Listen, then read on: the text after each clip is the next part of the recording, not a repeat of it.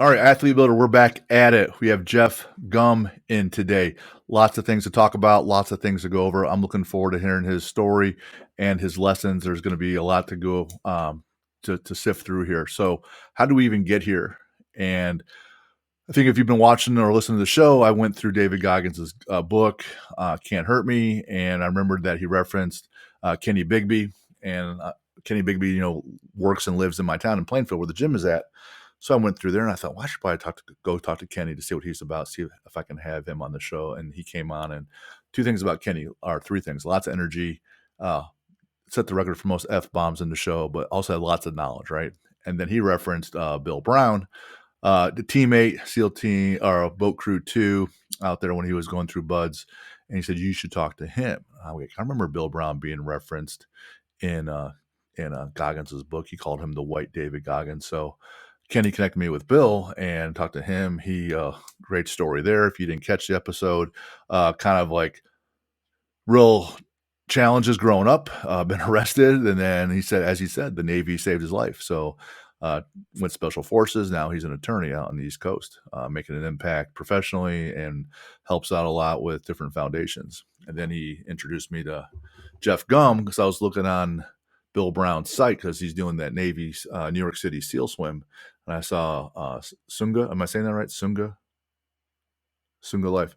I saw they're one of the sponsors for swimwear, and all those guys are wearing next to nothing when they're in the water. So I thought, well, what's that all about? And it turns out this Jeff Gum guy, he runs that. He founded that. Another teams guy. So I called up Bill or emailed Bill and said, hey, Bill, can you connect me with Jeff? I looked him up. Looks like he more great stories and more great information. So that's who we have on today. A little bit about Jeff. Looks like an all American kid growing up. Grew up on a farm. Played almost every sport. Was a distance runner, but also into powerlifting. Two complete opposite ends of the spectrum. Goes to college, ends up in the Navy. Then went special forces. 10 years later, he gets out. Now he's continuing to make an impact professionally outside of the military, but still helping military folks.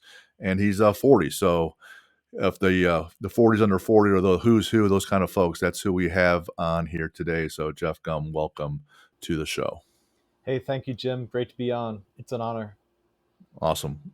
Um, Lots of things to talk about, and we can go a number of different directions. But for those that are playing along at home, just a little bit of background: played basketball, soccer, track, cross country, and skiing through school, but also into powerlifting, Australian rules, football. So Mhm. talk about, I want to be a distance runner. I'm running track, but I'm also, even said you're still holding a couple of the school records in the main lift. So then you're, a strength athlete as well. Those are complete opposite ends of the spectrum. How do you get your head around that, or your identity around that growing up? How does that happen? Yeah, I was always naturally more of a endurance runner, and I always prided myself on being able to play the whole game in soccer and basketball and whatever sport I was doing. I never wanted to come out, and I would also, lift for an hour or two every day, and then have a 2 hour practice. Just try to condition myself really well and make myself strong. I I ended up so I was my parents got me into weightlifting at the YMCA in like sixth grade, and honestly, probably a lot of things I know today are still from that foundation. And but then my sophomore year playing basketball, I tore my ACL and was stuck in a brace. Um, was just absolutely miserable. Went from playing, one to two sports every season to not being able to work out, not being able to do much. I would just rehab for like 4 or 5 times a day. I would just be doing leg raises, everything I could do to try to get my legs strong. I went back, finished the season with a brace, and I started training at a gym called the Body Factory, and they had a powerlifting room in the back. Guys are lifting with chains, bands, all this different stuff. Ended up having some of the greatest powerlifters ever. The first person to bench 900 and 1,000 in competition. I'd be Mm. spotting him at times as like a 16 or 17-year-old. And then I eventually was like, you know what, I'm going to join this and try to make myself really my legs so strong that I never injure them again, and started powerlifting. Eventually, squatted 500 in competition, and still hold for my high school the squat, the deadlift, and the total record in weight classes where people are normally 5'5" or something, because they can put on a lot more muscle and go half the range of motion that I would go. I was like 6 foot, 6'1", 165 pounds, but squatting 500. So, but it let me show what was possible as well when you train really hard and you're dedicated. Mm. There's a number of things to even dive into right there. What sport were you playing when you blew out your knee? Yeah, I was playing basketball, and it was a scrimmage against Pocono Mountain, maybe maybe like the scrimmage before the season starts, and it was a fast break. We were flying in, we were going down. Someone pulled up and shot a jump shot, and it came back like a line drive, and I jumped up like quickly, caught it with one hand, but got hit in the air and kind of like spun in the air. One leg went out into a straddle, and the other one twisted underneath it, and people fell on top of it. And I tore my MCL and ACL and a little bit of cartilage. And I remember like laying there just going, don't cry, don't cry, don't cry. Like, or you're going to look really weak or whatever. Something I was thinking. I was like, just did everything to not, I was like, 15, I think I was 15 or 15 at the time. Gotcha. And then yeah. The you probably wouldn't notice, but a couple of weeks ago we had I call it the Athlete Builder Summit, and I had 6 speakers from the podcast on to come to the gym, and we had a all day workshop. And one of the guys, this Dr. Klutwijk, is a knee doctor, and he was the knee doctor for 25 years for the Colts, Indianapolis Colts, talking about ACLs, MCLs, etc. And he's basically pointing out there's basically 2 ways people tear, or reasons. One is trauma, that you get hit in a bad Mm-hmm. way, which Mm-hmm. sounds kind of like what you did, or Mm-hmm. you land and the trauma's been building up over years, and that was just simply the final straw. And when you play a sport like he would describe, like basketball, volleyball, soccer, where there's lots of running and change of direction, it's great for your body in a lot of ways. It builds up your quad strength, because when you sprint, that's mostly quad. But the hamstrings and glutes are underdeveloped, or cores are typically, of these athletes, they don't lift much, and they're underdeveloped, which then exponentially increases the amount, or the chances of getting hurt. So um, all that combined, you're doing all these sports where you're running a lot, and then there's trauma. It kind of makes sense on why that happens. And if you're saying you're playing 2 sports at once, now you're doing a high level of volume as a younger athlete. So it's, I would say, were you already lifting quite a bit in high school? Because you said you started in 6th grade, right? Yeah, I was lifting quite a bit. Um, Not at the level I was when I began powerlifting. I wasn't squatting a ton. I was definitely doing some leg press and leg extensions and different things. For me, my knees have been really good, and I think the lifting I did strengthened them. I've also Mm-hmm. seen things where people that, sometimes the pounding can do damage to your body, but sometimes it can make it stronger as well. I think I've probably had both happen to me. I know Sure. they've done, they'll look at athletes' ligaments, and their ACLs will be twice the size of non-athletes, because of, it's not just your muscles that can build and get stronger, but your ligaments and your tendons, and even your discs, as long as they don't get pounded so much that they get, smashed completely down. Mm-hmm. I think that's what kind of happened.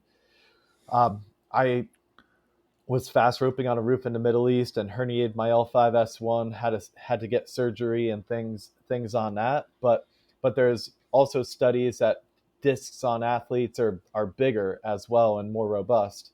So it all kind of can depend. Sure. The ligaments and tendons, that's not coming from heavy weight. That's coming from heavy amounts of reps. So very, very Mm-hmm. lightweight, if any, like your body Mm-hmm. weight, tons and tons of those reps. So when I would coach these strongmen Mm. athletes, people are always worried about their low back getting hurt, but one of the most common injuries was their biceps getting torn because Yeah. they're lifting up load and they'll try to curl a little bit invariably, and then next thing you know, their bicep tears because that small muscle group shouldn't be picking up those big loads.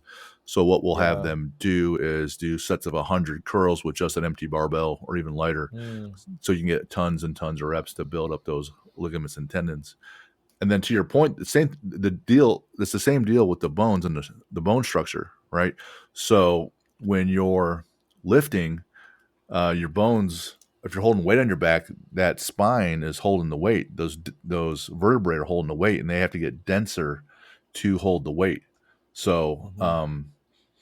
that's going to be a piece that, yeah, you're right. You're lifting, but it's not just your muscles getting bigger; it's everything else getting bigger too, and stronger, thicker, denser, like you said. Yeah, one of my favorite lifts now is actually the belt squat Mm, because it puts all the weight on your hips, and having, had a spine surgery and injury already. I just I'll do some squatting with very lightweight. I'll also do a thing. It's kind of like a joke. Call it the filthy 50, where I'll just do, you know 50 reps with the bar, like shoulder raise, like strict hmm press.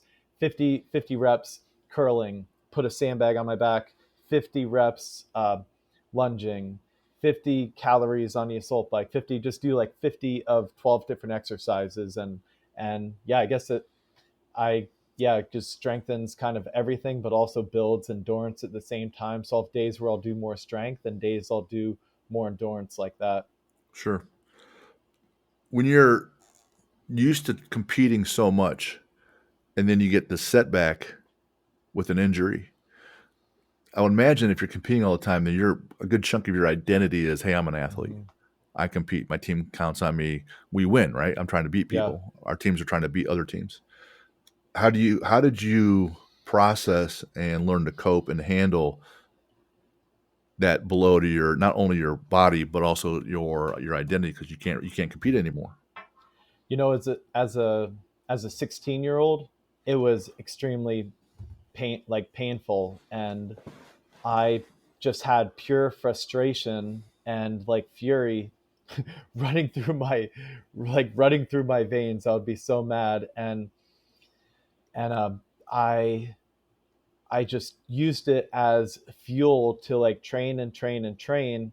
And after the 6 weeks, all of a sudden my MCL had healed on its own, and my knee felt pretty good. It still had the torn ACL because the doctor said, we want your MCL to heal on its own, and then build up your muscle so that you're better when we do the ACL surgery. It'll heal much better.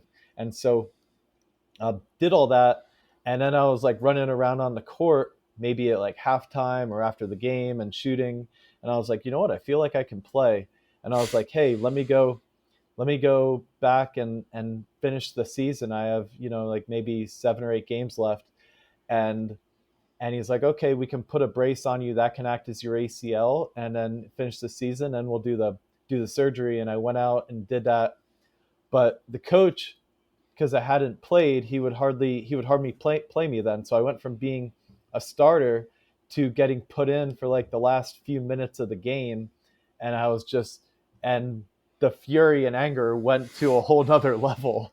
And I'd go in. I remember I went in against my rival. I literally stole the ball, went up, scored, like got another pass, hit a hit a three, and then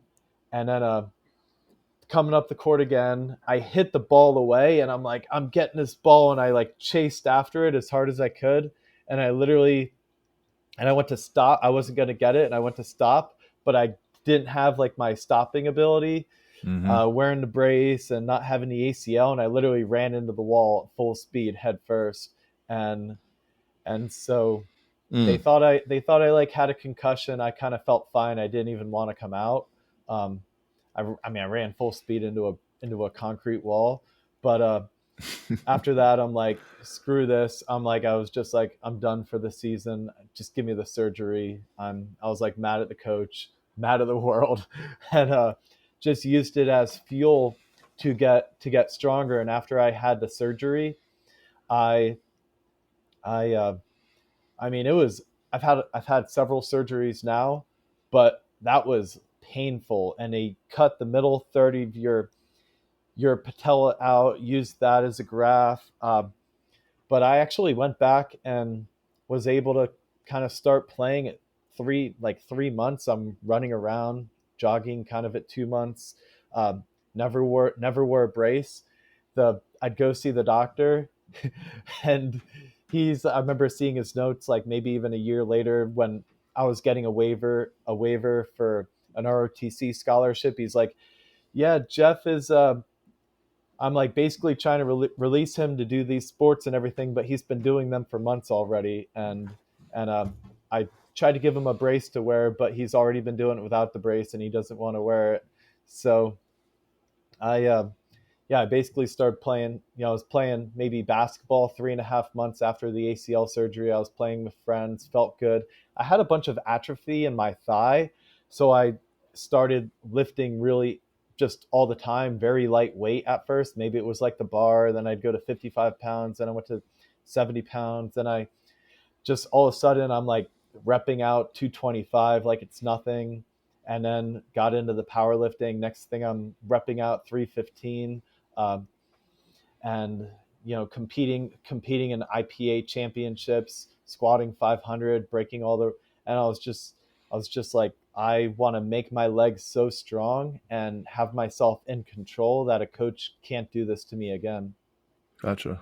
Man, so it's pretty safe to say that, when you're going to PT afterwards, they give you homework Yeah. and, they'll say do this, 1 or 2 times a day, and if you're like any other really competitive athlete, you're doing it 8 to 10 times a day Yeah, exactly. I would just do it all day. because you have the other 24 hours, like, you might as well get some stuff done, and then adding the strength training, sometimes it's for building power or building speed or just building overall strength, but also it's just building overall body armor and resilience. Like, you don't need to do a ton of curls to be that great in football, but Hmm. when you get hit in your arm and by someone that's wearing a helmet, it's good to have mass there to absorb the impact. So doing some curls, really helps you out quite a bit. Plus, they're just a ton of fun. But that whole resilience piece, right? Like, hey, I had this setback. I don't want this to happen again. And people can have built-in resilience, but I don't know that people really have it at a higher level unless they've been hurt in some way, mentally or physically or both.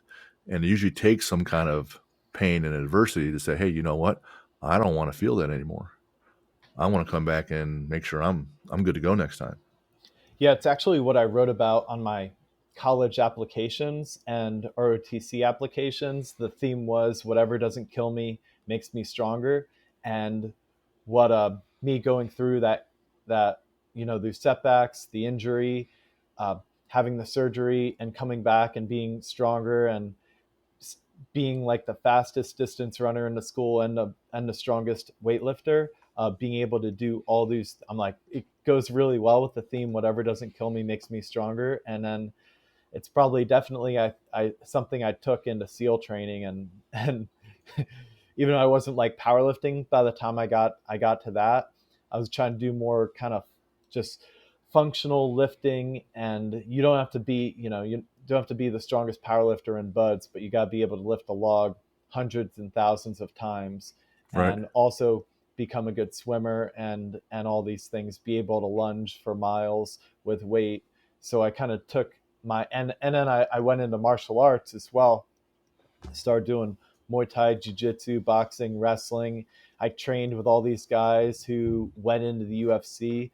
It was kind of a fun time to be in mixed martial arts like that, because I literally knew everyone in the city who could like beat me up, and they would do it on a daily basis. So it was uh, it was fun, and they were like, you should do a fight. I did some amateur Muay Thai fights and jiu-jitsu tournaments. I didn't want to risk getting hurt doing an MMA fight right before I was leaving for buds and everything. But it was an awesome awesome experience, and just getting beat up all the time definitely helped prepare me for buds too, because it's almost like it's a grind. And you're kind of getting beat up every day. The some are philosophies that people seem to have without much intelligence, and they'll usually start off their philosophy or their thoughts with "I feel that" or "I think," Mhm. and I'm like, well, what do you really know? What do you really know? So some things I have to fight against and swim upstream are I hear parents saying, "Well, I don't want my kid to get too bulky." And I think there's a couple misconceptions there. One is that they're not aware enough that it takes quite a bit of work to get bulky, and that kids probably, or even they themselves, are not good enough to get bulky. They're not going to Mhm. eat enough and lift enough to get bulky. Two, I don't see them. They're not going to get those results so quickly. Everyone thinks they're getting quick results. The Amazon click results. It's not like that either. It takes a while to get that big. And there's plenty of people that can squat 3, 4, 500 that look like just regular folks that are just kind of strong. They're Yeah. not. They're not Yeah. huge ass motherfuckers. The last one though, I don't want to be bulky. I don't want to be too tight. For my sport. I'm like, all these things could happen. You can get too big. You can get too tight, but it doesn't happen in one day. You see yourself progressing. I'm too big now, or I'm too slow now, or I'm too tight Mhm. now. Well, it didn't happen one day. You're not too fat now. You're not too thin now either in one day. So you're going to be Mhm. seeing it change. So once you're starting to progress in an area you don't want, just adjust. But what do you say to the parents or the kids that say, you were a distance runner. You ran track, soccer, basketball. Those are all, hey, let's be lean and wiry kind of deal. And Yeah. you said I'm one of the best athletes out here on the court and on the field because I'm one of the stronger ones. What do you say to parents and kids that say I don't want to lift so much because it's going to hurt my sport? What do you say to that?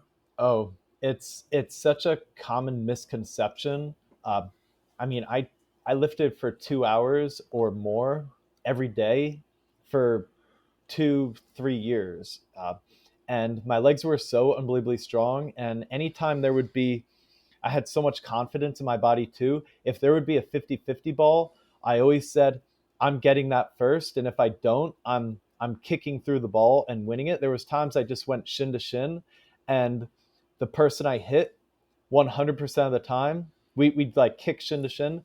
They needed to get taken off the field 100% of the time. I might run around with a limp for 30 seconds, and then I could run it off and be able to just keep playing. And it was because my legs and everything was just really, I mean, I also made sure I had good shin guards, but I could just run around. The confidence you have to win every 50-50 ball is priceless as an athlete. And as like a 6 foot like one guy on my basketball team, I had two guys who were 6'8", Hmm. and I would ragdoll them. They I would ragdoll them and embarrass them. And there was times they would try to fight me, and I'd like take them down on the court and practice and stuff. The coaches would pull us apart. I was like Dennis Rodman. I could like wrap someone in my hand, get around them, like kind of hook their arm, get around them, get the rebound. Um, just frustrate them. Nobody could ever get position on me because my legs were so strong, but I was more functional and fast and everything too because I had this like a smaller, more wiry build.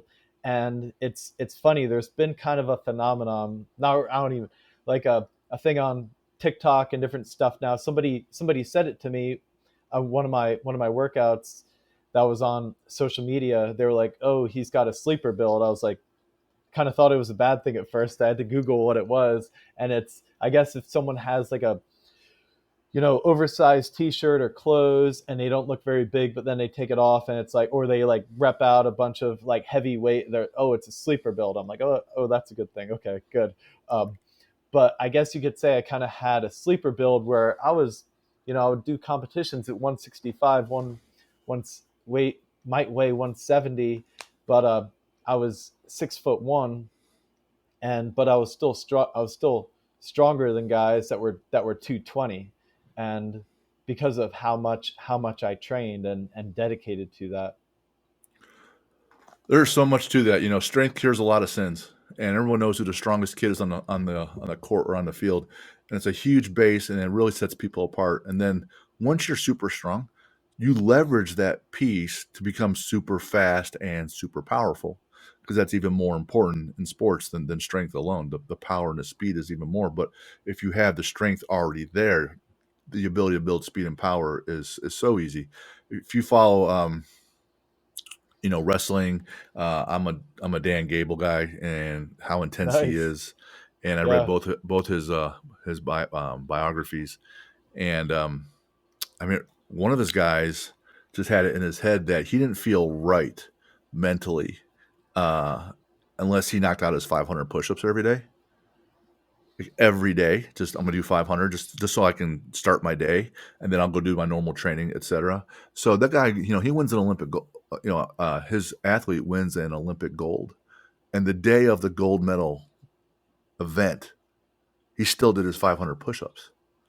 The day he's going head to head with this guy, he still does 500 push-ups, so Did he you could see so he could be did you right. see yeah, did you see the year AJ Ferrari won the he won as like a freshman, he won the 198-pound um wrestling for, where was he? Oklahoma State? Yeah. I don't know. It was Oklahoma. I know. I've heard the name. I don't know much Yeah. about who or what. He was on, yeah, he was deadlifting 650 the day Mm, before, just like right? repping out 650 deadlift or something, and then he goes in, people are like, oh, he's going to be hurt, he's going to be tired, all this stuff, and then he goes out and just dominates everyone. It's like when your body people say overtraining, and it can be a thing, but if you get your body so unbelievably conditioned, um, and listen to it and know yourself, you can go out. And that was I going to, I went to like numerous basketball camps every summer, and one of the coaches talking to us, I think he had coached at Lehigh. They had some really big, strong center that could just dominate the rebounds and defense. And forget his name, but they were like, he lifts every 2 hours every single day, and people say it'll mess up your shot or mess you up before the game, and and but it didn't mess him up because he trained it every day. So after that, I started lifting every single day and took that to heart. I'll say one thing, probably don't squat super heavy and like burn out your legs before games. I definitely did that in some summer league basketball games, and I'd be on the court and my quads would be cramping. I was like, okay, maybe there is something you shouldn't do. You can lift without like destroying your legs before a game, especially squatting like that, and then you're just running up and down the court.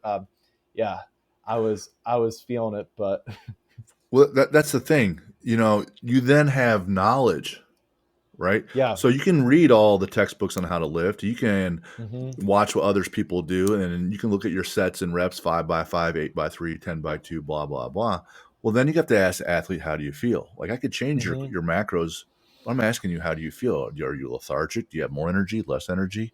So the coaches are trying to put in a stimulus, make it a Yeah. change. And then how does your body react?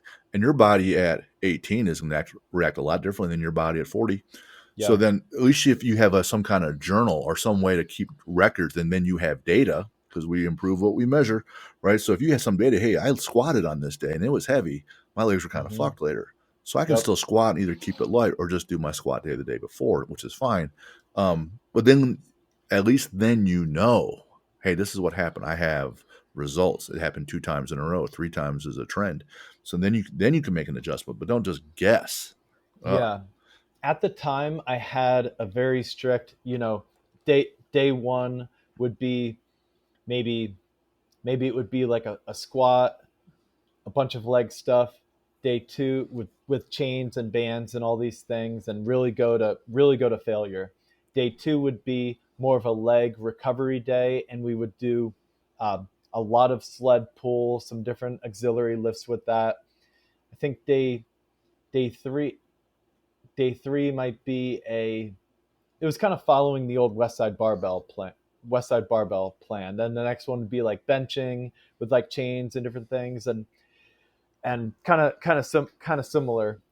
It would repeat, but would be a little different then, into like an 8 or 9 day plan. And I'd say days where you're going to have a game, maybe don't go to failure and make it a little bit of an all around workout. You don't have to follow that crush your leg day, maybe it'd be something more like that filthy 50 where I'll do maybe 50 push-ups, 50 shoulder raises, 50 curls, 50, like hit the whole body, let yourself get that, but don't have it be where any part of your body is. So I remember actually doing it one time. I hit my arms so unbelievably hard, and then my biceps were like even cramping on the court and everything. I was like, shoot, this is definitely messing up my shot a little bit. But yeah, But so that's just when you go out and you smash yourself. It wasn't like you were just doing a normal workout. So yeah, plus, if you're a young dude, you're like, oh man, let's just keep going. Let's get this huge pump. Or hey, this yeah. girl just walked in. Let's just keep repping it out here because so she can watch, right? Yeah. So, but yeah, it's all about learning. Be sometimes it's smarter, not harder, and you can still get a lot of, you can get out a lot out of like lighter days too. You're still For getting the sure. muscle growth and everything. There's also plenty to be said for, you don't really get any bigger or stronger decently when you're lifting that day. You're tearing things Hmm. down.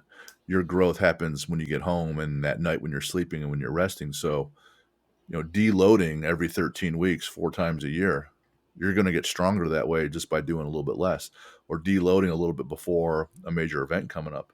You're actually going to get better. So, having that knowledge that, hey, when I took some time off, I actually got better. That is a piece of the puzzle. It's as well, that recovery piece.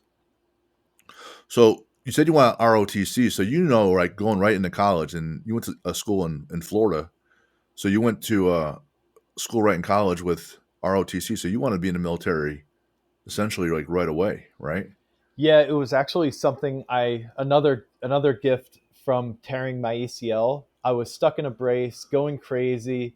Uh, talking about that frustration that I had when I was used to playing 1 to 2 sports every season, being very busy, to stuck in a brace, and I'm just like, you know, AOL Instant Messenger had come out, like chatting with some friends a little bit, and then I'm trying to be like, all right, I need the biggest challenge in order to be fulfilled. What's the biggest challenge out there? And I'm like doing different research, and it's like, oh, being a Navy SEAL and doing Hell Week. So I became kind of obsessed with being a SEAL, um, and then I was like, all right, I can enlist, but I had been the only athlete in my high school that took all advanced classes as well, so I kind of felt like I should go to college and get the education. My parents were really pushing that too, and so I started looking at Naval Academy and different things. But then I saw the experience of the Naval Academy, just like marching around, cleaning toilets, doing this different stuff, and then I found out about ROTC, and University of Florida had a had a Navy SEAL like club, and for their ROTC program, I started looking at that. Talked to my cousins who lived in Florida. I was living in Pennsylvania, and I was like, hey, I want to check out University of Florida and University of Miami. Those were the ones I knew at the time. And they're like, hey, we went to UCF. It's an amazing school. We're in Orlando. If you're coming out of state, it's going to make sense to have some family in town. They were 10 and 12 years older than me. So I was like, oh yeah, that makes perfect sense. I went down, visited them, toured UCF, got accepted. Um, they only had an ROTC, an Army ROTC program, so I actually got into Army ROTC first. I'm like, okay, I'll do Rangers and Special Forces instead of the SEAL teams. It's probably the same. I had recruiters tell me it was the same, and then after I went through, did the Ranger Challenge, loved it. Uh, got Spirit Cadet of the Year. Went to Airborne School as a cadet, but I got to Airborne School, and all my best friends there, they all had long hair and sideburns, and they didn't march, and they didn't say yes sir, no sir, and they had all just graduated basic underwater demolition SEAL training, and I was like, all right, I think there is a little bit of a difference. I can just tell. They're like, come on. They're like, you don't want to be marching around here in Georgia. You want to come out to San Diego, where we have, you know, where we have buds and everything, and we do diving. We do all this Halo. all this stuff. And I was just like, you know what, I'm gonna go. I think I was right the first time when I said the Navy SEALs and Hell Week and everything. So I got out of ROTC after graduating college. I enlisted to go. They told me, you want to enlist so you could be a sniper, you can be a breacher, machine gunner, all the really cool parts about being a SEAL. You can always do OCS and be an officer afterwards. And half the guys in the SEAL teams have degrees anyway. And so, yeah, that's what set me on the path from there. Just randomly, the one week I ended up at the month I ended up at airborne school, the class had just graduated. It set me on a whole new course. I'm still really close friends with a bunch of the guys that I was in airborne school with, and Mm, even one of the guys who was the LPO of that Buds class ended up being one of my instructors, like 4 years later, and put me through SEAL training. So dang. a lot of crazy uh, Ties there. coincidences with that. Yeah. Would you say, like, initially the draw was the physical and mental challenge and the getting through buds? Or was it, hey, One, I want to get through buds, and then I want to be an operator, I want to deploy, and I want to kill bad guys and do all sorts of cool. it, 'Cause that's like, yeah. you know, if you listen to most people, that's like 95% of the job. Only like 5% is that initial training phase, Oh, and being a SEAL is awesome and fun right? compared to the like shitty training you have to go through that makes everyone quit. But for me, the draw initially, as a 16-year-old, I wanted to test myself. I wanted to go through Hell Week. I wanted to get surf tortured. I wanted to become like amazing in the water. Have to do these, like, at the time as a 16-year-old, swimming 2 miles in the ocean sounded really tough. And even having to do a 3.5 nautical mile ocean swim, 5.5 nautical mile ocean swim, running with boats on your heads, hardly sleeping, the challenge sounded amazing. That's what I really wanted to do. Also, watching movies and seeing bad stuff happen to people all the time, and them not being able to do anything, I'm like, all right, I want to be able to learn all these skills, fighting, shooting guns, blowing stuff up, that I can always protect my friends and family and people you love. And so I was just kind of became obsessed with being a SEAL. And then 2 years later, 9/11 happened when I was a senior in high school, and it just reaffirmed it 100-fold. Now I wanted to go be a SEAL, to go hunt the most evil people in the world, make sure 9/11 doesn't happen again. And uh and Mm, so it became for a different, more, it already had been drifting that way as I kept obsessing about the SEALs and learning more and watching videos, watching that 234 documentary on the Discovery Channel. But then after 9/11, it became, less selfish reasons for being a SEAL. sure, sure. When I talk with athletes and they come to the gym, and it might just be a soccer mom or soccer dad, and they're coming in and they want to get better, and I ask them, why are you here? And they'll have a couple of reasons, and I'll ask them, well, why is that important, and why is that important? Then the real reasons start coming out. Well, I also tell them, and I'm not sure, I don't know, and I'm guilty of not doing this as well, but when I have a reason for doing something that's important, 6 days, 6 weeks, 6 months later, that reason's probably there. But there could be some new reasons that it's also important. I have some new whys of Hmm. why I want to do those things, and those are as important as well. And if you can write those down somewhere and just, hey, here are a list of all my whys, and it's a growing list. When you know that the next day is going to be shit, why don't I read these 10, 12 whys again, just to reinforce in my psyche and my subconscious and my identity, hey, I'm going through shit because of this, right? So having that list grow makes it even more powerful. So it's not just I want to be this cool badass 16-year-old like every other guy wants to be, right?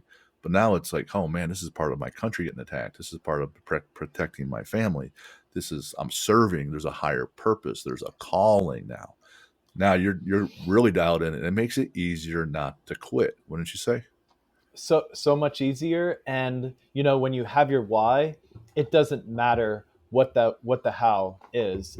And there was, I mean, I had so so many reasons. I was going to literally die before I ever rang that bell or quit. Um, even there's reasons like I just mentioned. It was a means to be able to go hunt the most evil people in the world and be able to be fulfilled. But there were some very simple reasons too. There was no way I was ever going to go back to my family after being obsessed with being a SEAL since I was 16. Now I was in training at 23. I was never going to go back to my mom or sister or my college friends and be like, oh yeah, that thing I obsessed about all these years, I just quit and rang the bell. Um, Mm. there was no way. It was just literally physically impossible. It, I and another lesson is be careful what you wish for, because I wanted it for the challenge. I got so much more than what Hell Week and all these challenges were. Normally, you do buds and it's like 7 log PTs, whatever. I ended up having to do 17 log PTs. Mm.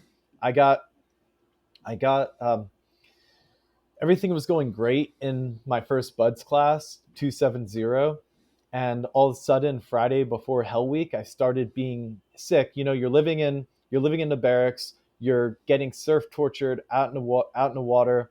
There's rainstorms all the time. This sludge from Tijuana washes in there, goes into the San Diego Ocean and Bay, and you're spending a lot of time in there. A lot of people get viral gastroenteritis, and then it like spreads through the barracks as well. So Friday morning before Hell Week, I get really sick. I start feeling, yeah, just our our mentor is talking to us. I have to just walk out and start throwing up like repeatedly. Um, Mm. you never want to go to medical either as a bud student, but when I couldn't even. It was the only time in my life I've been so thirsty, drinking water and just immediately throwing up. Drinking water, I'm so thirsty, throwing up right away. And so I go to medical, and they go to put IVs in me, and my veins are just rolling. They're not even taking the IVs. Finally, third try, they get the IV in me. I'm like, geez, just feeling miserable, getting stuck with needles, and then take that the next day. Um, Finally able to keep some fluids down, um, and then finally like Sunday I'm able to start keeping some food down and everything. But I had been super dehydrated, lost a ton of nutrients. I probably lost 10 or 15 pounds, but I had just crushed first phase, and didn't fail a single thing. All the runs, all the swims, all the O courses. You just have to pass one to get of each to be able to go to buds, and so, I mean, to be able to go into Hell Week. I'm like, instructors are like, hey, you've been really sick. Are you going to get rolled? I'm like, absolutely not. I'm doing Hell Week now. Like, I don't want to start all the way over. Um, so I go into Hell Week, and the first day starts mostly good for me. It was cold at times. There was mass exodus at multiple times. We had like 25 people quit during Steel Pier. The strongest guy in our class got up and quit first. He kind of looked like Ivan Drago, this big, super strong guy. He actually had gone to actually you went to Purdue. He was a Purdue engineer. Smart, strong, badass guy, but got cold during Steel Pier, and like 24 people see him quit, and they follow him, and mass exodus. Go to go to the next thing. You're just running around everywhere with the boats on your heads. Now you're doing a log PT. And then it was like Monday. I think I started feeling these cramps happening in my thighs as we're running with the boats, and I basically just bit down as hard as I could and ran through the cramps in my quads. The same type of cramps where like a football player will be on a field and get like they'll cramp up and get carried off the field. I had to like run with boats on my heads, and then we had back-to-back 4 mile timed runs, and my legs were just shot. I might have been in like the last 20 or something. Probably the last like 12 guys like quit. Then we like run it again. All right, you guys all suck. Run again. And I'm like trying to run, and my legs are like kind of not working. I'm like, what's happening?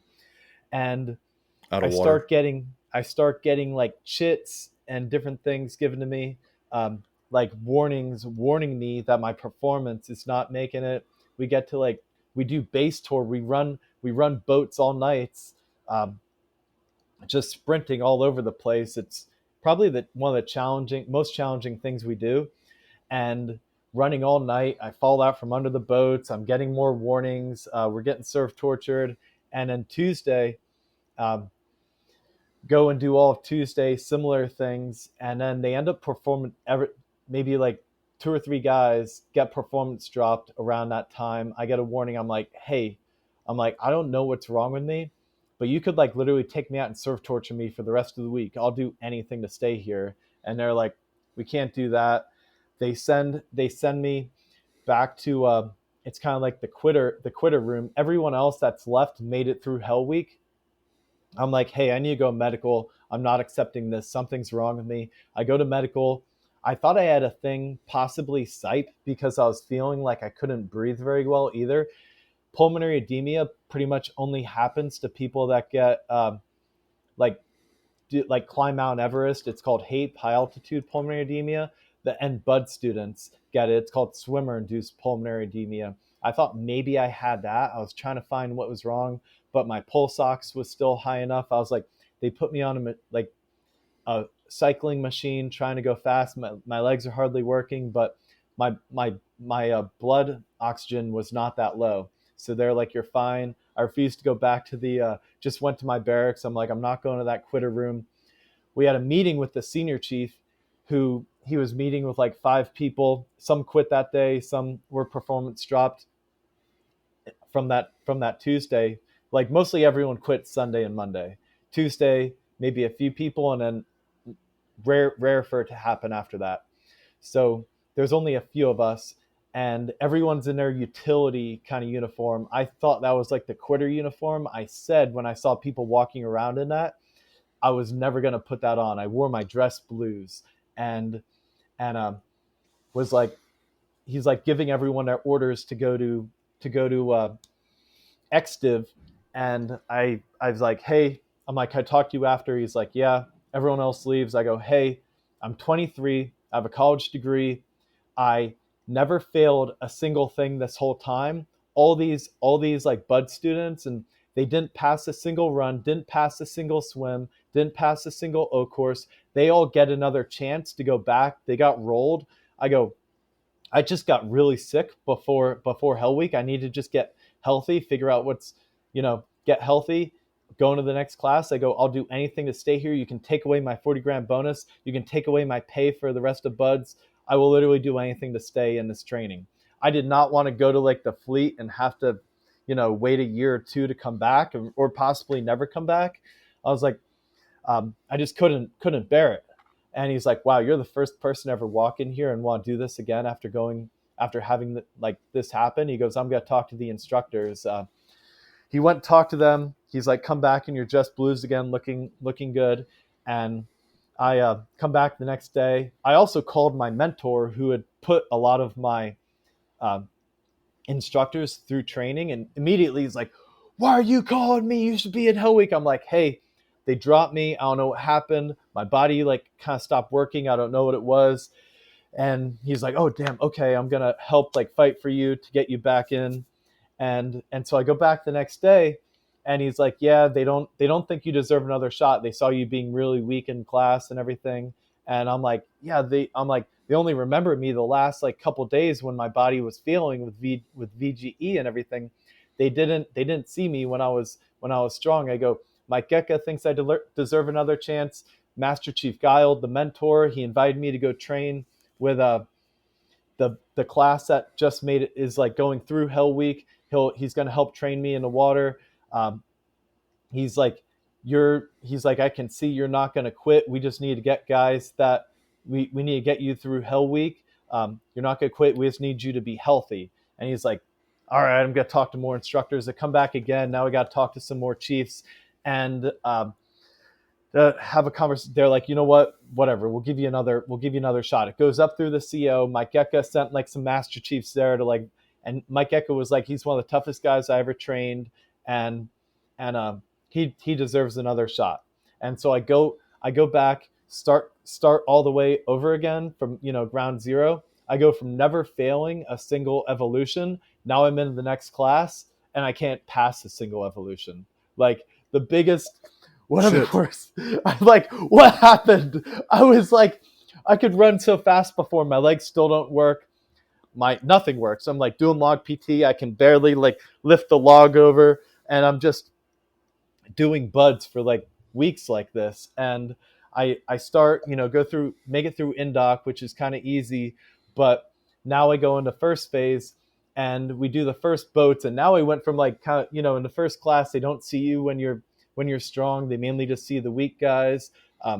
Now I fought so hard. A lot of them didn't want me back into training. And now they just see me like being the weakest guy in the entire class out of like 270 people. And I'm like, we first week I fall out on the boat run. Hold They're on. like, At this moment, how much doubt do you have yourself? Other than like, I'm having doubt, but I'm also like I'm having doubt about making it through like this class and making it through. Maybe I knew I was supposed to be there, but I'm like, my body literally doesn't work. Maybe I have to go. Maybe like I won't make it through, and I'll go back and I'll just train a ton of CrossFit or like triathlon type stuff and then go back again. But I'm like, I still believed I'm gonna make it. I just have to find out what's wrong with me. I'm like, because this isn't me. Things were fine before. I'm like, what is this? But I was having serious doubt. I remember thinking too, I'm like, man, if I knew I was going to make it, it would be a lot easier. But this is, it was tough, dark times. And I had my dreams ripped away, got back in, but all of a sudden I'm like seeing them about to get ripped away again mm, and doubting myself, but also having confidence in myself too. I'm like, I just need to find out what's wrong. So it's the first week of buds, goes kind of horrible. Friday, Friday comes, fallout from under. I fail. Yeah, I passed the O course. That's you can basically walk it when you're good at the techniques. Um, it's a slow time for first phase. I fail the swim. I fail the run. I fall out from under the boats. I have instructors. I'm like, you know, suck on the log PT. Um, totally miserable. It was more challenging than that first week was more challenging for me than the entire like 7 weeks I basically or 6 weeks I basically did in indoc and buds, the not including the hell week. Um, was more challenging than the whole time there. Even running to the chow hall, you do the bud shuffle, and it was agonizing pain. It was like agonizing to like just do the bud shuffle, and it felt like I had knives in my shins. It felt like I had cramps in my thighs. Everything hurt, my whole body. I felt like I couldn't breathe. Every time I tried to sprint, I would like get out of breath, and my the connection to like make everything sprint. It like just my body wouldn't do it. It was horrible, absolutely horrible. But I still had this belief in myself. I just gotta which is where I said, be careful what you wish for. I'm like, I right. wanted doing it was not that bad when I was a great athlete and pretty mentally tough. Now it was the most challenging thing by that I had ever done. But there was no way I was ever gonna quit and ring the bell and go back. That was one thing. I was like, getting dropped or whatever is one thing. I was certainly never gonna quit. Uh, but I had already gone through that whole week and had all these things like go really wrong. I'm like, quitting. I really knew quitting was never an option. Now, that was one thing I had. I was like, I'm like, I already know I've been through this. I'm never gonna quit, no matter what happens, sleep deprived, whatever. I'm never gonna quit. So that was at least one thing that did help my confidence from the first class. And so now, even though nothing works, So go through the weekend. I get some rest. I hydrate, eat a ton of food. I'm like, I'm gonna come back and crush this run. First thing we have might be at like 5 or 6 a.m. 4 mile time to run, and and start the first 100 meters, and I'm like running. I'm like, okay, I can go. My legs are working. Run, run, and all of a sudden, after the first 100 meters, everything shut down. Like nothing. Dang. Legs wouldn't connect. Everyone in my class is just gone, and they all disappear. I'm trying to like run, but it's kind of a shuffle. I got the truck behind me. I mean, actually, this is, I never really thought of it like this, but yeah, having these like buds instructor trucks behind you, yelling at you, making fun of you the whole way is like quite the experience. Yeah. Um, So things aren't and working. They figure out what's not working that second attempt through. so it's after this where I figure it out. I get to the turnaround point, running back. All my class that I had just gone through half of Hell Week with, they all come flying past me. They start like several minutes behind my class, 270. I'm in 271 now. They all come flying by, and they all knew I was strong. They're like, "Come on, Jeff. Come on, Jeff. You got it. You got it. Come on, come on." I'm like, "Sure." I'm like, and not happening. Second phase pulls up on my right. First phase is on my left. First phase is telling second phase, hey, don't worry about this guy. You're never going to meet him. He's going to be on the Navy ship out there. I'm like, wow, new low point in my life. I'm like, just trying to get to the end. And then they make me do a bunch of like push ups, hit the surf, push ups, whatever, kind of, beat me on the beach a while. And then I finish, and they're like, all right, go back. And I'm like, all right, I got to go to medical. Like, I just got destroyed on this run. I need to find out what's wrong, or they're going to like kick me out of here and never let me come back. I already like did so much even to get in this class. Now I cannot perform. I also, the Friday before, after I fell out on the boat, they I had a meeting with all 12 instructors, basically telling me how weak I was, and I'm like, hey guys, I'm like, something is wrong, and they're like, quit saying that. I'm like, they're like, you better just figure it out and perform. I'm like, crap. So I'm like, come back, and after they literally said all that, I come in last place by 6 minutes, Hmm. and I fail the run by over 12 minutes. Totally miserable, and maybe not 12. Yeah, maybe like 10 minutes I failed to run by. So I go to medical, and I'm like, hey, I'm 20. I'm like, tell them the same thing. I'm not looking for a way out. Um, I need to find out what's wrong with me. I never failed anything before. Like I literally never failed anything in the last class. Now I literally cannot pass anything. I cannot run. Like something's wrong. I've also gone and I've been going to the hospital and getting checked for stress fractures. They're fine. Getting checked for SIPE, no SIPE. I'm like trying to find out I'm like investigating. I'm going to doctors. I'm going to the hospital. I'm getting X-rays. Nothing. They're finding nothing's wrong with me. I'm like casting more doubt into myself, but I'm like, I can. What is wrong? I was fine before. And he's like, sounds like you got this thing, rhabdomyolysis. It's pretty kind of rare and hard to get, but like you literally went from Hell Week into the next class. Your body never got to recover. We're gonna send you for blood work to get labs done.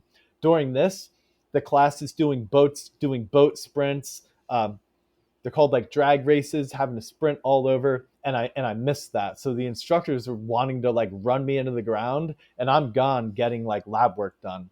So I come back from there, and um, it takes a little bit to get the labs. So I meet them at the pool, and they flip out. They flip out. They take my helmet. They smash it.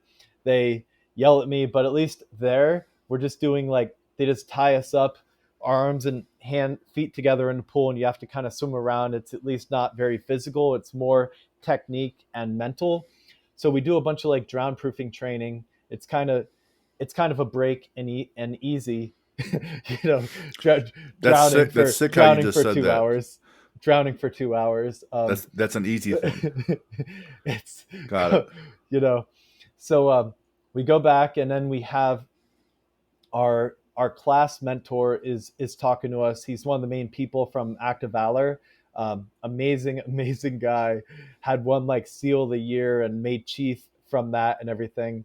And he was the one that kept telling me, "Gum, you better perform. Gum, you better perform." And then the doctor, literally while he's like briefing us, we got like 200 some people.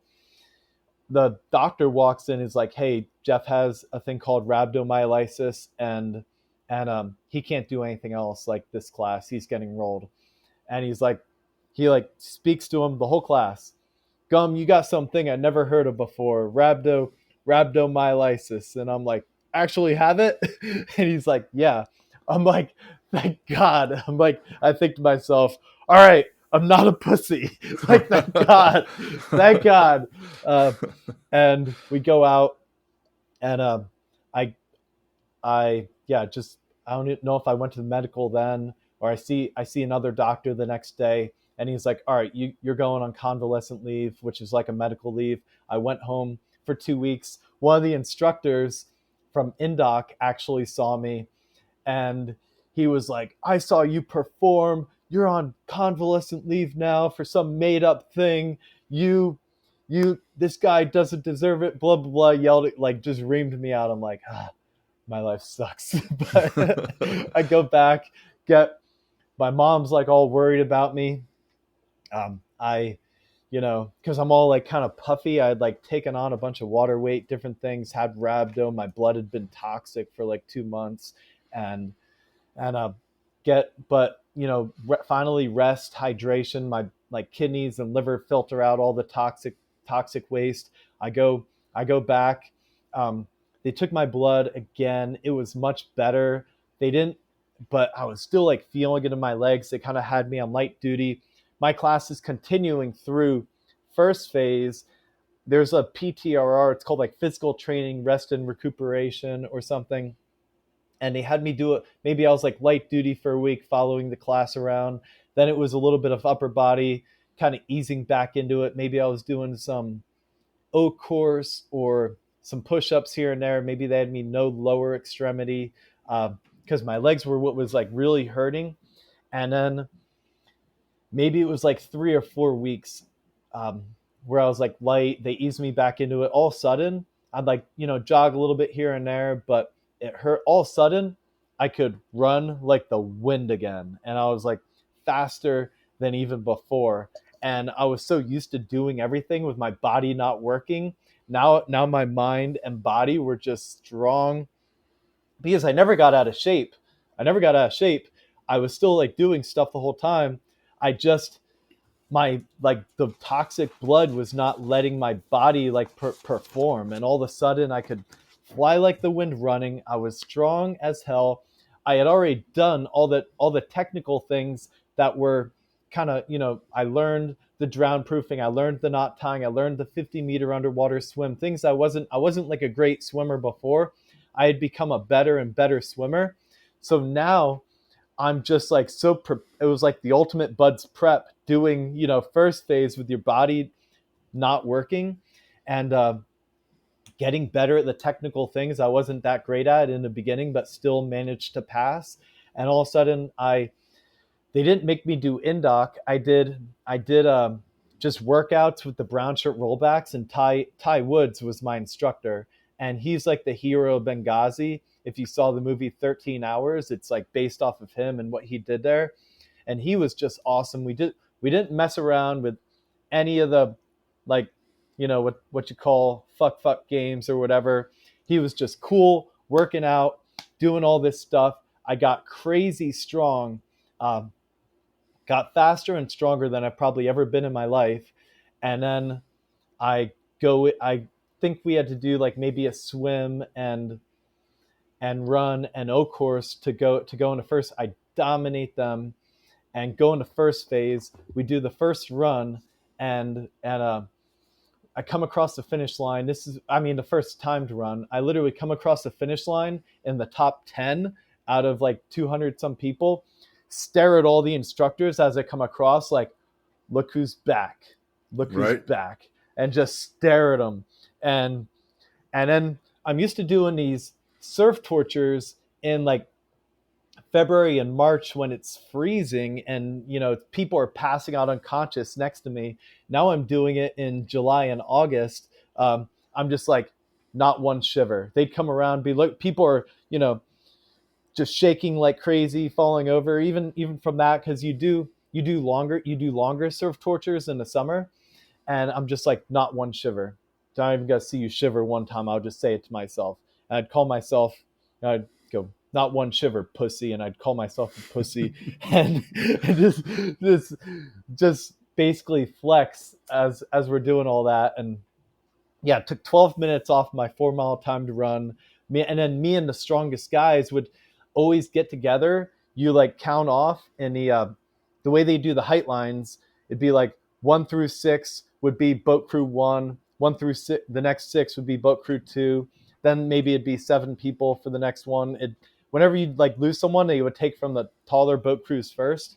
I usually be like boat crew 2 or 3. I ended up in one a little bit during Hell Week, but me and the rollbacks, the strongest guys, would get together and be like, we're position ourselves, count them off, be like, all right, this is our boat crew. When you're like a rollback, you kind of can do that. And so we'd win like every log PT, every boat. We knew how to. A lot of it is teamwork. So we had worked together already. We knew how to do the techniques and everything. And yeah, so we would get. I remember even in Hell Week, Ty Woods yelling at my boat crew, going, "Why does this boat crew keep winning?" I'd be like, "Because we got rhabdo." All the instructors would look at me like I'm crazy, and then um, the that mentor who had like vouched for me and kind of said, "Yeah, he let me be the only white shirt to go and do the pool training on the weekend with the class that had made it through." Um, he'd be like motivating us. Master Chief Gowdy had spoke to us about stoicism and philosophy and delayed gratification, all these really important tools that you could use when you were feeling low. And I'd be like, man, Master Chief, Hell Week's easy when you don't have rhabdo. And he'd Right. be like laughing. And then we're doing like around the world on Thursday. And that original senior chief who had kind of pushed for me originally to get back in and went and talked to all the instructors. He's like, "Damn, Gum, good thing we got you back in, right?" I'd be like, "Yes, thank you so much for getting me back in." And go, "Shut the f up." I'm Right. like, "All right," and just keep doing everything. I'm like, man, and yeah, I basically finish Hell Week. I call my mom and sister. They're in like the car together. They're like yelling. They're so happy. I My friends from the other classes, they had just finished, like one had just finished a long dive. I think the other guys were, I don't know if they were in the island. They were probably on the island, but other brown shirt rollbacks I was friends with, everyone like, you know, you got pizza waiting for you, Gatorades, all this stuff. Everybody kind of came to my room. We had a party together. It was just like probably one of the best days of my life was, oh, this was the other thing. I said like how base tour had crushed me like Monday night in the first class, and I was falling out from the boat. My legs were just cramping the whole time, totally miserable. I remember finishing it.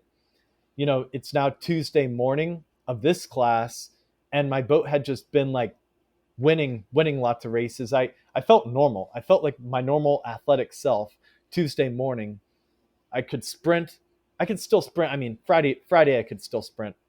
I but I finished there and I just felt so good and healthy. I'm walking through. I'm like, oh my god, I'm gonna be a Navy SEAL, and I just had like some tears of like joy kind of come. I didn't make a sound, but it's like had some like emotional like tear come down my eye. I'm like, wow, I'm gonna be a Navy SEAL. Nothing is gonna stop me. Nothing's gonna stop me now. And yeah, Man. was feeling good. So, but like I said, the lesson: be careful what you wish for, um, Sure. because you might get it. I wanted the challenge. I wanted to, have the hardest like thing. Um, But what I thought was this horrible thing to happen to me when it was happening ended up being like the greatest gift I ever received. Being a good, strong, mentally tough athlete, yeah, buds is still hard, still challenging, still sucks, whatever, but I wouldn't have been challenged to my core the way I was there, having my dreams literally ripped away and needing to rely on so many things that are more than physical, being able to rely on like my communication skills with my instructors, winning others over, like having that achievement, like not accept what was going, not accept what they told me was going to be my path. The strategy for being able to get back, all these things I actually learned in like a strength finder thing when I was getting out of the Navy, that the Honor Foundation put me through. Learned what my strengths were, and I'm like, wow, these strengths like are what got me back in. It was a lot more than just being like a mentally tough athlete. And it ended up being the greatest gift for everything I can apply to all the challenges that come as a business owner and entrepreneur. Anytime something's challenging, I think back to what I went through in Hell Week, having my dreams ripped away, and I'm like, hey, you can persevere through this. This is nothing compared to what you've been through. That's quite the story, man. And what a journey. I felt like I lived it with you just in this few minutes of your talking, and it wasn't just a few minutes. I know before when we had our phone call to even set this conversation up, we talked about what's the philosophy and what are we trying to build here with Athlete Builder, and I just see all these components that you just illustrated. You start with your mindset. Well, there's the I'm not going to quit thing, but then there's the doubt, one of those enemies of your mindset that's coming in, and you kept suppressing that moving forward. Then you kept building confidence, and I always tell people confidence comes from reps. So you have a hard rep, you're stronger mentally, physically. Well, then you have a hang on for literally for your life, because you said, I'll give back all my money. I would rather die than not make it through. I'm having all my dreams ripped away. You're at the bottom. Like, I'm at the bottom here, a new low, you said. And then you come back and you start inching your way and you start building confidence. Well, shoot, I did this, right? And then when you're like, well, I can get through the O course. You can actually walk through it, and it's not that hard physically if you have the technique and you know what you're doing. Drown proofing, that's a pretty easy thing. Whereas people like David Goggins or even me, we'd be like, oh my God, I'm fucking terrified of that shit. But yeah, if you have the technique, if you have the knowledge of how to be an athlete here, you can win when other things aren't working. And then it's like, well, then I also have to be able to communicate not just with my teammates and try to handle this surf portage on your boat, but I got to talk to my mentor and these other folks and have them advocate for me, this leadership team. So I have to win that route to become this high level, I call it, pro level, statue level athlete. And you're having to win on a different front. That's not mindset. That's not your confidence. That's not your knowledge of how to tie a knot underwater. That's how you communicate with folks. Then there's the physical training that, hey, I'm going to do all this stuff in advance. I'm going to work with Mike Getka and Ty. I can't remember what his last name is. Ty Woods. Ty Woods. I'm like, all right, so they're going to physically. And Master Chief Guiled. Yep. Right. So they're going to get me as prepared as I can. And even today in 2024, you can take a lot of courses that prepare you before you even enlist in the Navy that would help you prepare for a budge. You can learn how to be scuba trained. You can learn how to jump out of airplanes. You can go to Mark Devine's SEAL Fit course and other folks' courses, right? You can prepare more and more and more so that when you get there, you're like, well, shit, I'm kind of ready. Then you realize that I need to be taking in 2,000 calories a meal 4 times a day during Hell Week just to stay alive. And how do you recover? And you said, hey, well, I used to be a distance runner, but running through that sand, completely different animal. Since I learned how to roll up my IT bands and recover, I needed that piece. If I can't win that route, then I can't run. So all that comes in. And if you inch along in every one of those pieces, you just lived out the philosophy that we're preaching to everybody. Just keep pushing all these little areas and all 6 of those things. And then you're Navy SEAL at the end. Shit. That's a win, right? Yeah. Big win. That's amazing.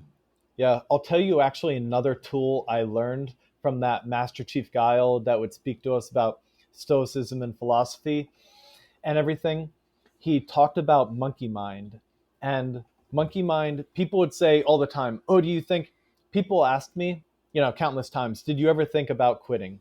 You know, and this gave me like the perfect answer, because when that thought would ever pop in my mind, he he explained it like this. When monkey mind is, you're walking down the road and you have some horrible thought pop in your mind, and you're just like, it's like this primitive part of your brain, and you immediately say, oh, what was that, like, get out of my head, like what, like. And so that's who you really are. You're not your first thought. Random things can just come in your mind no matter how horrible they are, but your second thought, oh, what was that, like, freaking weird. Your third thought, like your thought about the thought, that's who you really are. So when you'd be doing something, a lot of times it was just an easy thing. All right, drop down 25 push-ups. Oh, I don't feel like doing this, I want to quit. Because it's just thrown in your face all day long. Like, quit, quit, quit. Here's the bell, ring it. Like, so of course you're gonna think, but then you say, my next thought would be, shut the f up, like, shut, like, and call myself a name, like a weak name or whatever. And so it's like, that's who you really. So I never had a true thought about quitting, but I'd have these little random things all the time that you never take serious. My second thought, my third thought, my thought about the thought is who you really are. None of them were ever a genuine thought about quitting. They were That's all about, yeah. So that was a great tool. Anytime I had something, I'm like, that's not who I am. That it's my next one. So I never had a real thought about quitting. But how many times did I say, oh, ring the bell, it'd be easier? Like, like, yeah, probably 10,000, you know? sure. The But when you're mind. doing the harder things, it doesn't even, when you're thinking, you're just like, you're grinding. You're not thinking about quitting then. It's not a real option. It's almost more when it's the easy stuff.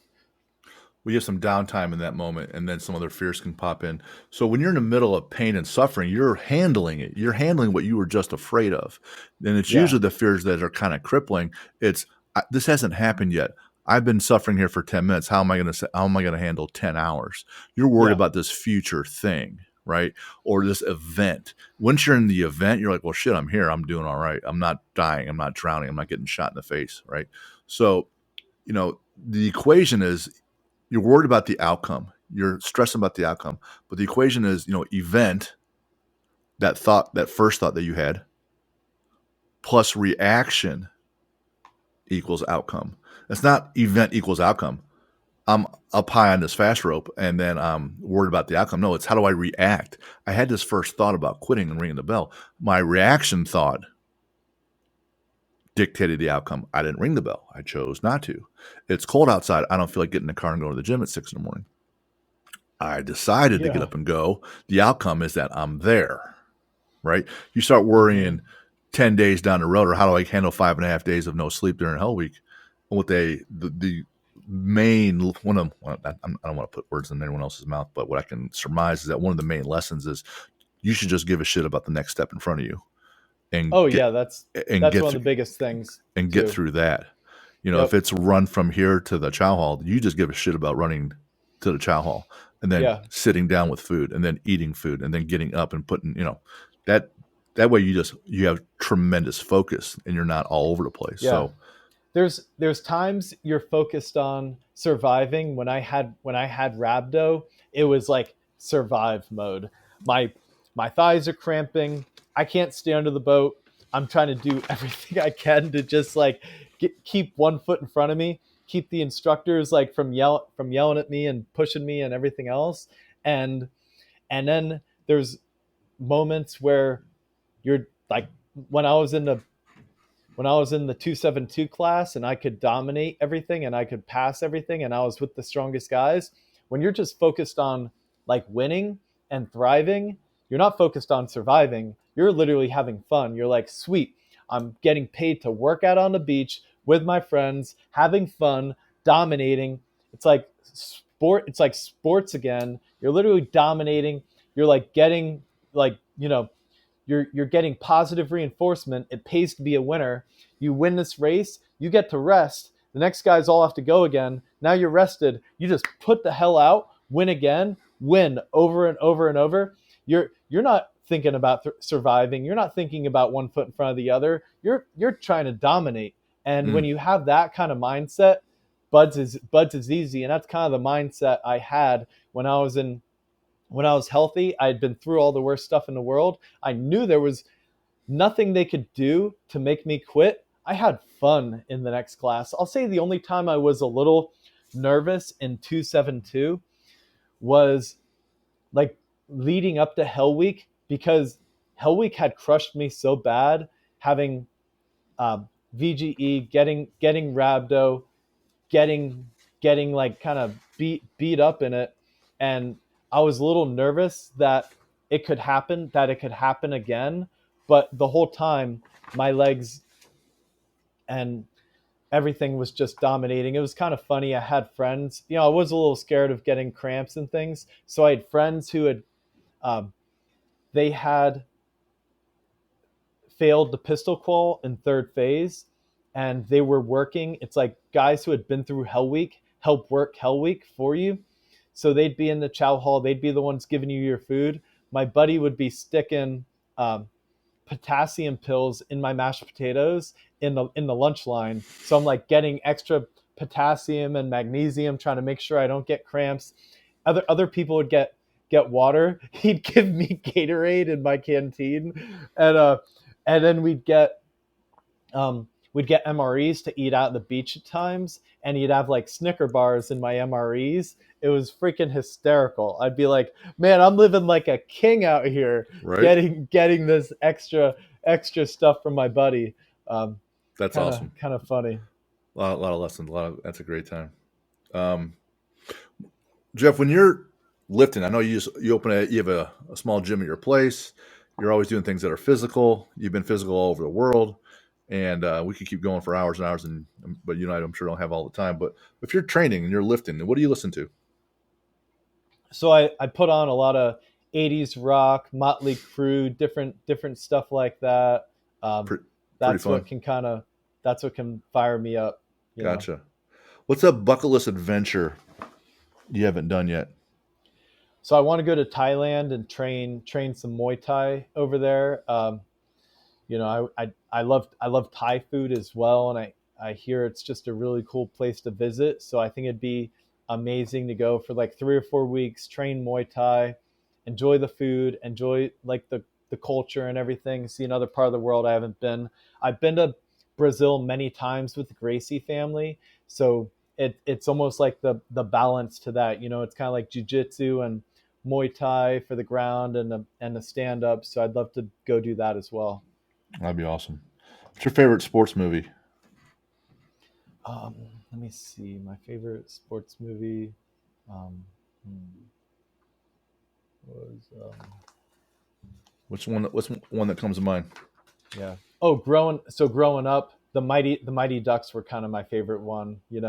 I Hockey. wasn't I wasn't a hockey player, but I just loved loved that movie.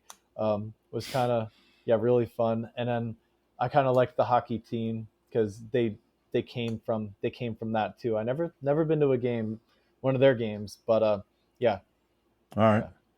Growing up, that was So a is your fun favorite sport though movie. MMA because you work a lot with that? Yeah, my favorite sport is MMA, UFC, all kind of combat sports. Super into.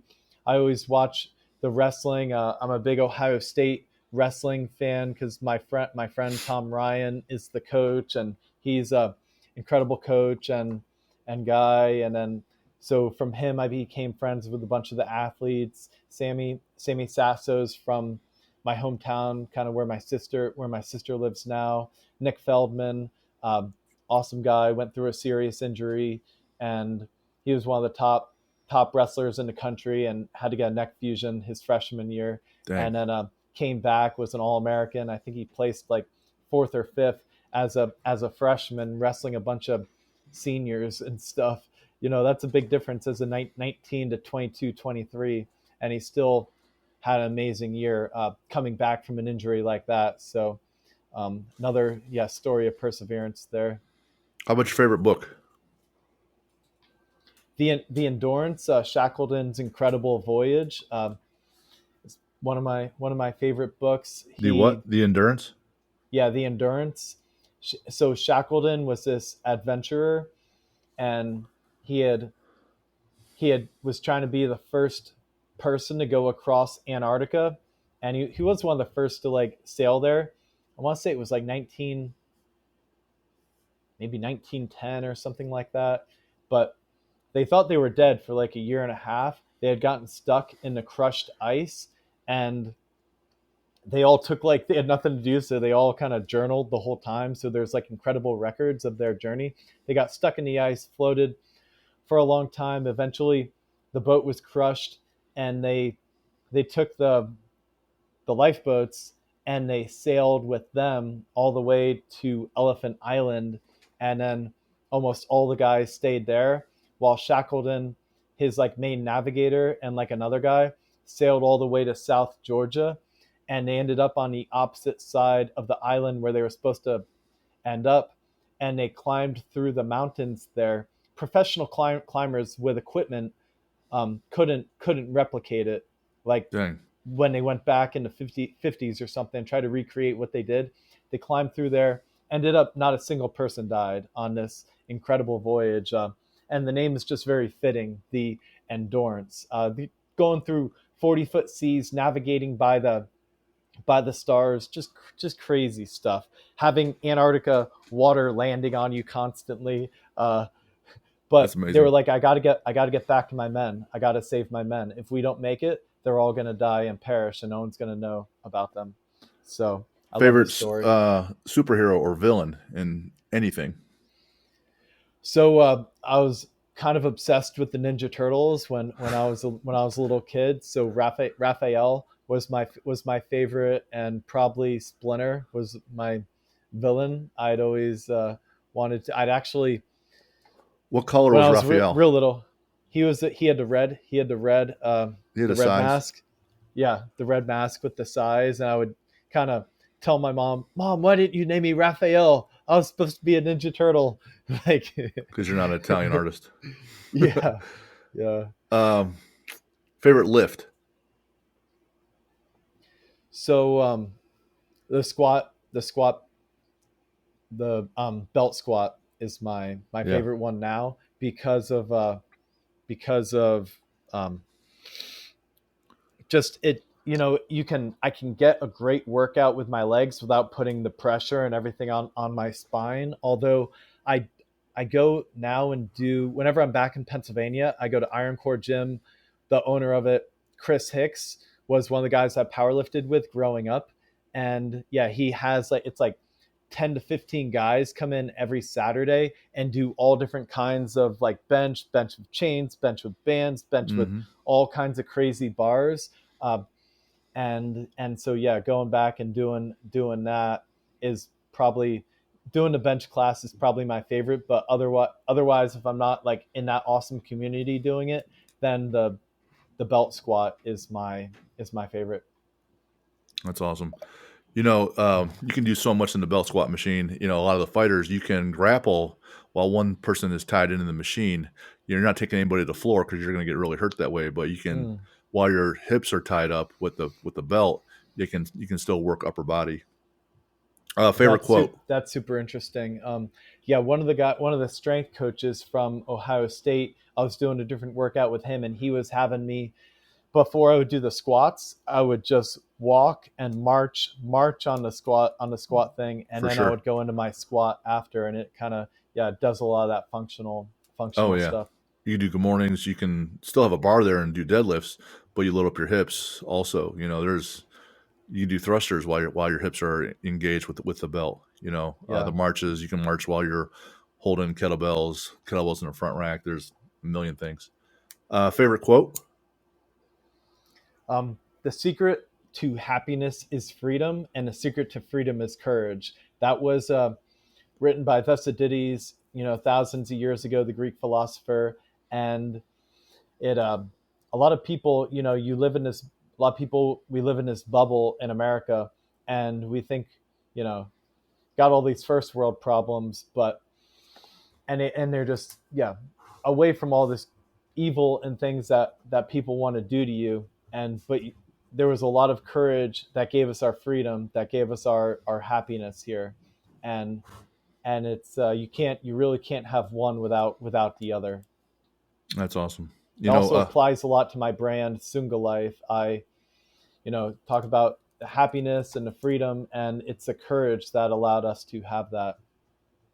Awesome. Where can we find you?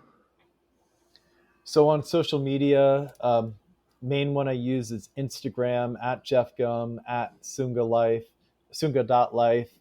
Um, and then I have some other companies. I'm going to be running retreats at my new shooting range, where we're going to train people in the water, pistol, rifle, medical training, kind of some bud style workouts. It's called Trident Academy on social media. It's tridentacademy.us. That's a website as well. And then I built a private member shooting range with some other rangers, SEALs, you know, different special ops guys and business guys. And yeah, so we're gonna be giving a lot of training out. It's on like a 16-acre facility. We're gonna also That's opening this month, and then next we're gonna build a pool where we can put people through a lot of different underwater weight training and stuff as well. Awesome, man, Jeff. Thank you for your service. Thank you for your impact while you were enlisted, and thank you for your impact once you've been out. You just keep pushing mentally, physically, and you consistently give back with the number of foundations you're involved with, your own businesses, and it's really just to make people better so they can become the best version of yourselves. And that's one of the reasons that we wanted you on the show, because that aligns with what we're trying to do with athletes. And so we're blessed with the gift of having you on. So, man, Jeff, thank you so much. Thank you. It was, yeah, really cool talking about, my upbringing and training when I was young. That kind of I don't talk about very often, but it kind of set the mold for me able to be able to go in and do everything else I did in my life. Awesome. Awesome. Man, thanks so much, Jeff. All right, thank you, Jim. Have a great Yep. one. Yeah, you too.